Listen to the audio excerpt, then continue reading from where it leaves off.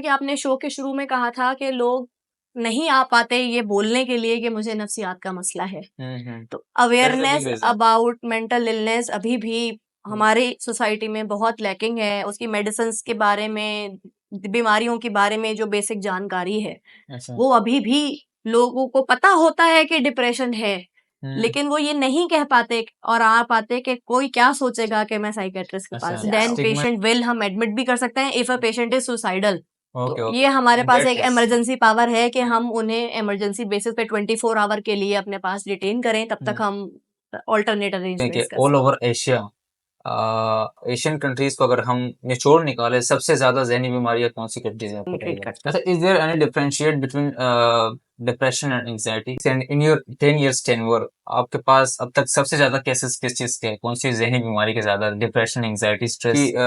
दूसरा पहलू देखिए, लाइक आप कह रही हैं कि जहनी बीमारी बच्चों में भी पाई जाती है, तो लाइक उनके तो पास्ट फ्यूचर ये चीजें उनके पास हो ही ना, उनके साथ ऐसी चीज मामला हुए हैं, तो उनमें फिर क्यों ये चीजें? उन एज अ डॉक्टर, लाइक आप अपने जो फील्ड है, जो आपकी प्रोफेशन में एटलीस्ट 10 इयर्स का एक्सपीरियंस है आपका ना, तो आपके नजदीक पाकिस्तान में ये बीमारियां किस वजह से फैल रही है, इतनी अरूज पर है?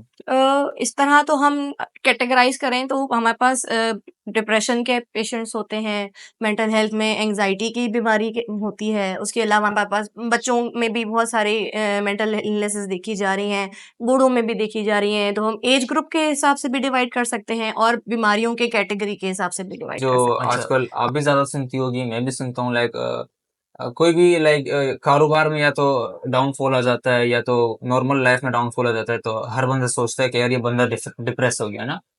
तो हमें डिप्रेशन की हद तक तो सारी चीजें मालूम है, तो अगर आप व्यूअर्स को ये बताएं कि हाउ डू यू डायग्नोज, आप अपने तरीके से कैसे डायग्नोज करती हो और कैसे ट्रीट करती है डिप्रेशन के? एंग्जाइटी की कुछ अलामात जिस्मानी होती हैं और कुछ अलामात साइकोलॉजिकल ही होती हैं। जिस्मानी अलामात में हम उनको वो जो जैसे आती हैं, दिल की धड़कन का तेज होना, पसीना आना, जैसे कोई भी इंसान खौफ का शिकार होता है। जब अच्छा, हमारे पास ठीक है। मरीज आता है तो कुछ अलामतें वो हमें आके बताता है, हम्म. जिसकी बेसिस पे हम उसको क्राइटेरिया फुलफिल करते हुए उसके डायग्नोसिस करते हैं, जो कि हमारे पास एक गाइडलाइन दी हुई है कि क्राइटेरिया फुलफिल हो रहा होगा तो वो डायग्नोसिस होगी उसकी।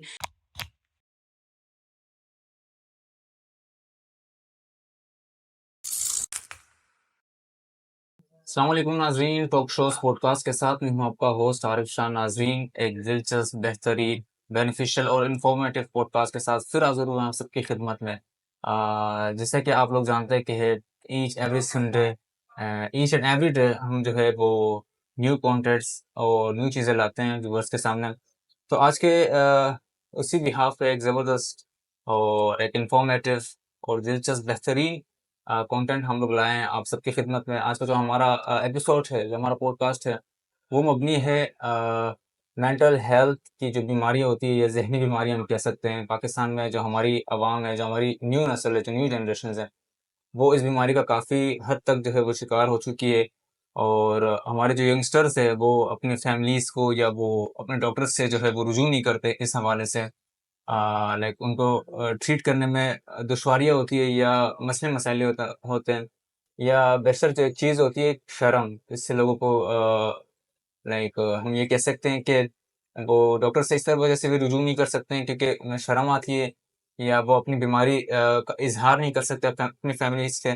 तो इसी सिलसिले में जो है एक बेहतरीन गेस्ट आज की जो है हमारे है, मैंने उनको लाइन अप किया हुआ है। डॉक्टर इरसा हैदर शेख इनका नाम है, और एक माहिर और मानी जानी डॉक्टर, साइकेट्रिस्ट हम कह सकते हैं, हमारे साथ मौजूद हैं। अस्सलाम वालेकुम मैम, अस्सलाम वालेकुम। क्या कैसे है हैं आप? आप? अल्लाह का शुक्र, शुक्र। ठीक। आप कैसे हैं? शुक्र अल्हम्दुलिल्लाह। अच्छा, सबसे पहले मैं आपका बेहद मशहूर हूँ कि अपने बिजी स्केड्यूल से टाइम निकाल के हमें यहाँ मदऊ किया।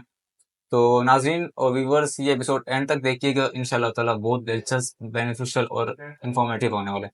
अच्छा, इससे सबसे पहले व्यूअर्स को बताएं कि what inspired you to pursue a career in psychiatry? Uh, as I am a doctor by profession, I was doing my house job in psychiatry, and at that time, it really inspired me to counsel the patients, to listen to their problems. There were a lot of problems the people were sharing, and the benefit they got from sharing with the doctor.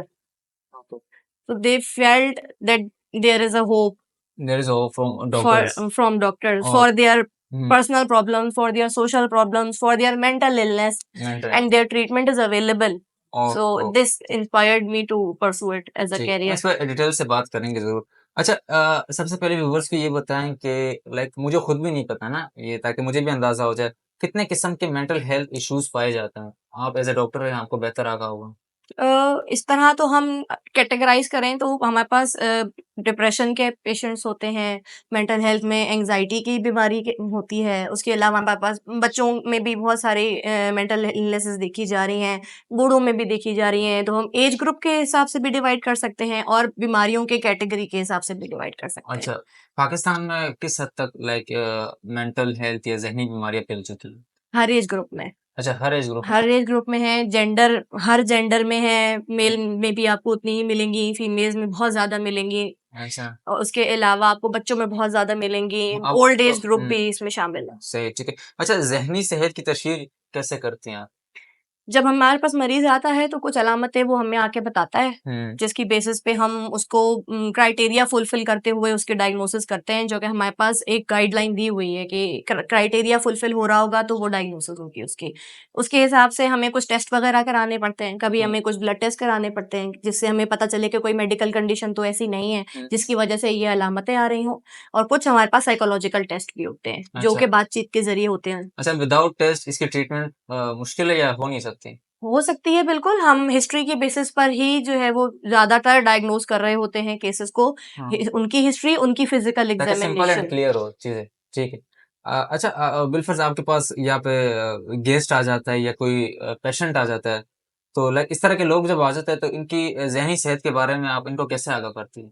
पहले उनका मसला हर हुँ, किसी का problem क्योंकि different होता है, तो पहले हम जब उनका मसला सुनते हैं, उनकी फैमिली का पर्सपेक्टिव भी सुनते हैं, हुँ, ताकि हुँ, हमें पूरी पिक्चर का पता चले। सही। उसके बाद हमें उनके अकॉर्डिंगली जो उनके मसले को डील करने के लिए डिटेल उनके लिए ज़रूरी है, वो उनको प्रोवाइड की जाती है। अच्छा। अच्छा, एक ऐसी चीज़ जो आजकल आप भी ज़्यादा सुनती होगी, मैं भी सुनता हूँ लाइक कोई भी लाइक कारोबार में या तो डाउनफॉल आ जाता है या तो नॉर्मल लाइफ़ में डाउनफॉल आ जाता है, तो हर बंदा सोचता है कि यार ये बंदा डिप्रेस हो गया ना? तो हमें डिप्रेशन की हद तक तो सारी चीज़ें मालूम है। तो अगर आप व्यूअर्स को ये बताएँ कि हाउ डू यू डायग्नोज़, आप अपने तरीके से कैसे डायग्नोज़ करती हो और कैसे ट्रीट करती है डिप्रेशन?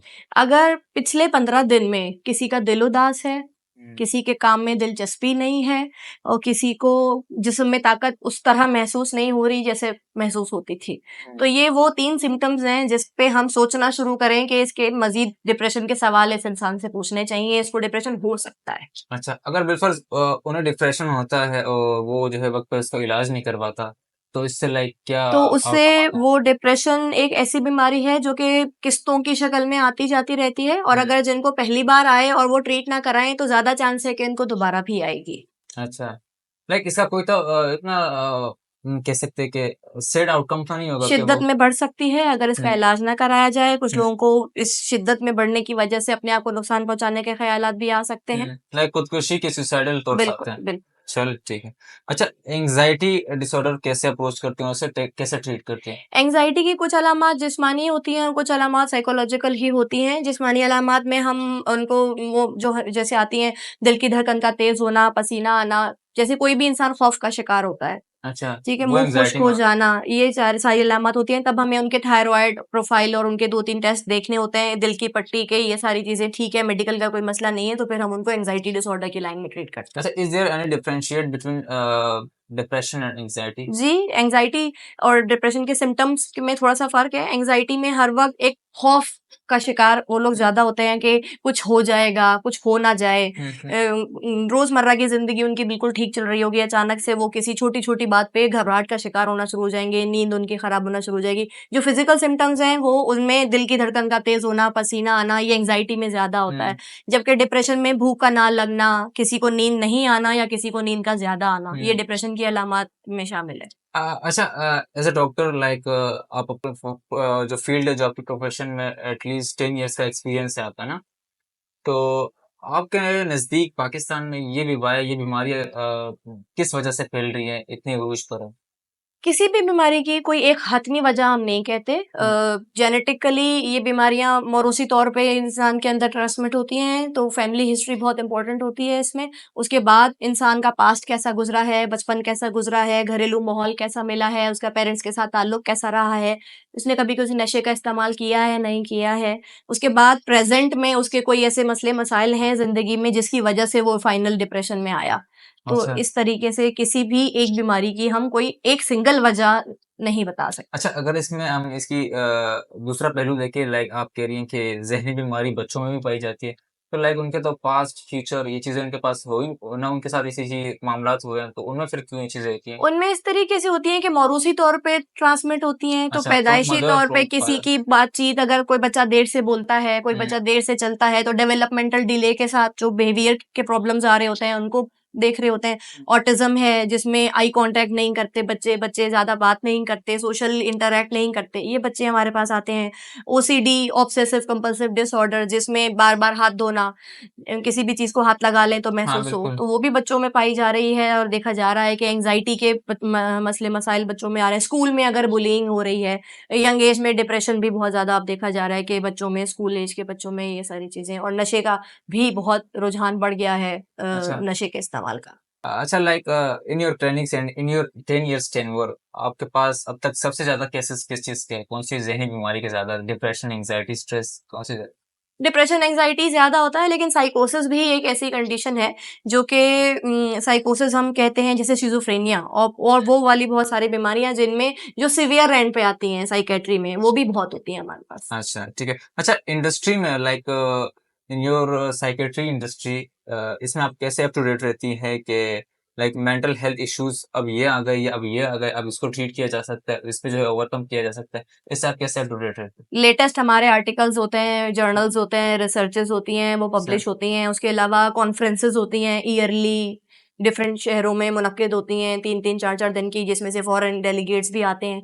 तो रिसर्चेस होती हैं, वो फिर हम वो प्रेजेंट होती हैं, हम अटेंड करते हैं, कोलीग्स भी होते हैं। फिर हमारे पास मीडिया है, ओके। और पेशेंट्स जो हमारे पास आ रहे हैं media as role a play case, करता है, media is a big role. हम डिस्कस करते हैं, तो हम्म, हमें इस तरीके से इंफॉर्मेशन चलिए प्राप्त। ठीक है। लाइक हम मेडिकेशंस की बात कर लेते हैं। मेडिकेशंस कैसे चूज करती है आप पेशेंट्स को? लाइक दो आपके पास पेशेंट्स आ जाते हैं, दोनों डिप्रेशन का शिकार है, दोनों को एक ही जैसी मेडिकेशन से आप आरास्ता करती हैं या अलग अलग? ज़रूरी नहीं है कि दोनों को एक ही मेडिकेशन दी जाए। अगर तो फर्स्ट टाइम ले रहे हैं तो हमारी चॉइस होती है कि हम उनके बेस्ट प्रोफाइल के अकॉर्डिंगली सिलेक्ट करें उनके लिए। दूसरा ऑप्शन ये होता है कि हम पेशेंट को मुकम्मल आगाही दे दें 2 से 3 दवाइयों के मुतालिक, उनके इफ़ेक्ट्स के मुतालिक, उनके साइड इफ़ेक्ट्स के मुतालिक, और पेशेंट पे छोड़ दें कि वो क्या चूज़ करता है उसमें से। चलिए तो ये ठीक। दोनों ऑप्शंस होते हैं हमारे पास, हम दोनों को कर सकते हैं। चलो ठीक है। अच्छा, मेडिकेशंस के अगर साइड इफेक्ट्स होते तो हैं, लाजमी होते हैं, तो इसको आप लोग कैसे मॉनिटर करते हैं? कुछ कॉमन होते हैं, कुछ रेयर होते हैं। तो हम्म, कॉमन साइड इफेक्ट्स में अगर बर्दाश्त करने के काबिल हो और वो उसमें दवा देने का फायदा ज्यादा हो और नुकसान कम हो, तो हम हम्म, पहले से मरीज को बता देते हैं कि ये दवा लेने से आपका मुंह खुश्क हो सकता है, या ये दवा लेने से आपको नींद आ सकती है। तो जिनमें नींद आती है वो हम दवा रात में प्रिस्क्राइब करते हैं, ताकि वो हम्म, नींद उनकी रात की नींद के साथ कवर हो जाए। तो साइड इफेक्ट्स मैनेजेबल होते हैं, तो हम्म, और बेनिफिट दवा का ज्यादा होता है। सही, तो ठीक फिर है। इस तरह हम मैनेज करते हैं। अच्छा, according to you, like all over the world, और not all over the world, we can हम कह सकते हैं कि all over Asia, Asian countries को अगर हम निचोड़ निकाले, सबसे ज्यादा जहनी बीमारियां कौन सी कंट्रीज में बताइएगा? पाकिस्तान में है, ऑन इंडिया टॉप? में है। हाईली पॉपुलेटेड अर्बन, जैसे ये देखा गया है कि गाँव से ज़्यादा शहर में होती है। जो शेयर में शहर होते में जो ज़्यादा पॉपुलेटेड होते हैं, उनमें होती है। Like Pakistan is on top? Among the top okay, कह सकते ओके, ओके, ठीक है। अच्छा, हर किस्म के पेशेंट्स आपके पास से आते होंगे, कुछ नॉर्मल, कुछ गुस्से वाले, कुछ लाइक सैड, कुछ गमगीन, कुछ लाइक रिलेशनशिप्स वाले जिसमें लाइक तोड़ फोड़ गई हो, तो डिफिकल्ट पेशेंट्स को कैसे टैकल करते हैं? बहुत सारी दफ़ा हमें पेशेंट की हिस्ट्री के साथ फैमिली का पे रिलाय करना बहुत ज़रूरी हो जाता है, कि फैमिली की तरफ से ही हमें मेन इन्फॉर्मेशन मिल रही होती है पेशेंट के बारे में, और पेशेंट की हमें मेडिसिन की सारी डिटेल भी फैमिली को ही ज़्यादा प्रोवाइड करनी पड़ती है। मेंटल हेल्थ एक या साइकेट्री की फील्ड एक ऐसी फील्ड है जिसमें हमें ये राइट हासिल है कि अगर पेशेंट अपने लिए सही बेनिफिशियल डिसीजन नहीं ले सकता, तो हम फोर्स ट्रीटमेंट भी कर सकते हैं। अच्छा, force? Other than patient will हम एडमिट भी कर सकते हैं if a patient is suicidal. Okay, तो ये ओके। हमारे इन पास दैट एक केस इमरजेंसी पावर है कि हम उन्हें इमरजेंसी बेसिस पे 24 आवर के लिए अपने पास डिटेन करें, तब तक हुँ। हम ऑल्टरनेट अरेंजमेंट्स कर सकते हैं अच्छा उसके। In your side what do you think family क्या रोल प्ले करती है if a person is in mental disease और मेंटली डिजीज़ का शिकार हो तो how can family support him और हर? फैमिली का रोल बहुत इंपॉर्टेंट है, बिकॉज हुँ। फैमिली का रिलेशनशिप, फैमिली का बिहेवियर, फैमिली ये नोटिस करेगी कि पेशेंट को कौन सी चीजें अच्छी लगती हैं और कौन सी चीजें उसकी बीमारी को खराब करती हैं। तो यस। अगर फैमिली पूरा कोऑपरेट करेगी, मेडिसिन का ख्याल रखेगी, टाइम पे फॉलो अप कराएगी, तो मरीज के ठीक होने के चांसेस ज्यादा जल्दी हो जाएंगे। चलिए ठीक है। अच्छा इरसा मैं आपसे 2-3 क्विक क्वेश्चंस करता हूँ, तो उसके बाद फिर इख्तिताम के साइड पे चलते हैं, ठीक है? अच्छा इरसा व्यूअर्स को बताएँ कि what's the most challenging mental health issue in your side? Most challenging issue is stigma. Stigma? Stigma, जैसा कि आपने शो के शुरू में कहा था कि लोग नहीं आ पाते ये बोलने के लिए कि मुझे नफ्सियात का मसला है। हुँ, हुँ। तो that's the big awareness reason. About mental illness अभी भी हुँ, हमारी सोसाइटी में बहुत लैकिंग है। उसकी मेडिसिन्स के बारे में, बीमारियों के बारे में जो बेसिक जानकारी है, अच्छा। वो अभी भी लोगों को पता होता है कि डिप्रेशन है, हुँ, लेकिन वो ये नहीं कह पाते और आ पाते कि कोई क्या सोचेगा कि मैं साइकियाट्रिस्ट के अच्छा पास जा रहा हूँ। स्टिग्मा इज़ अ इसको बिग थिंग। स्टिग्मा कहते हैं। ओके, जी। ओके, ठीक है। अच्छा व्यूअर्स को आप कौन-सा ऐसा मेंटल हेल्थ टिप देंगी इन योर साइड अपने करियर में जिसका आपने निचोड़ 10 साल का निचोड़ करके आप बताएँ व्यूअर्स को कि मैं कभी भी कैसा कोई हूँ? स्ट्रेस महसूस हो तो ज़रूर किसी को बताएँ। अच्छा। कभी भी किसी बारे में कोई हो तो प्रॉब्लम सॉल्विंग जो है वो एक हेल्दी प्रॉब्लम सॉल्विंग की तरफ जाएँ। अनहेल्दी प्रॉब्लम सॉल्विंग है कि लोग सिगरेट पी लेते हैं, परेशानी हुँ, में कोई नशे की तरफ चले जाते हैं या किसी ओके। को नहीं बताते कुछ हैं, ज़्यादा अपने पापड़ अंदर ही खाता है रखते तो हैं। कुछ होता है। तो वो उनके लिए तो स्ट्रेस उस वक़्त रिलीव हो जाता है उनका, लेकिन वो वक़्ती होता है और अनहेल्दी होता है और उसके कॉन्सिक्वेंसेज़ अच्छे नहीं होते। ओके, ओके, ठीक है। अच्छा इरसा आप हमारी टॉक शोज़ पॉडकास्ट में मौजूद हैं।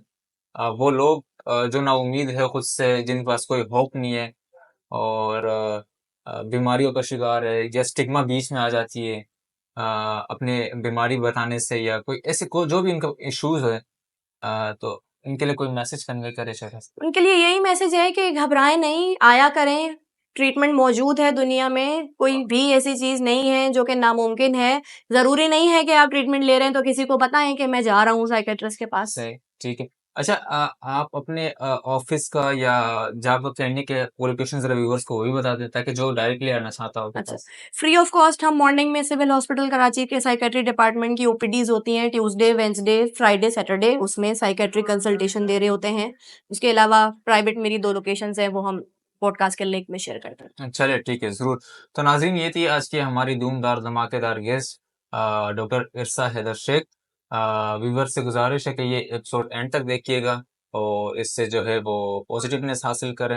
ये जो बीमारियाँ आपकी हैं इनसे ज़रूर रुजू करें और उम्मीद करता हूँ कि ये एपिसोड आपको ज़रूर पसंद आएगा, एंड तक लाज़मी देखिएगा। इंशाअल्लाह ताला अगले एपिसोड में आप लोगों से फिर मुलाकात होगी। मैं हूँ आपका होस्ट आरिफ।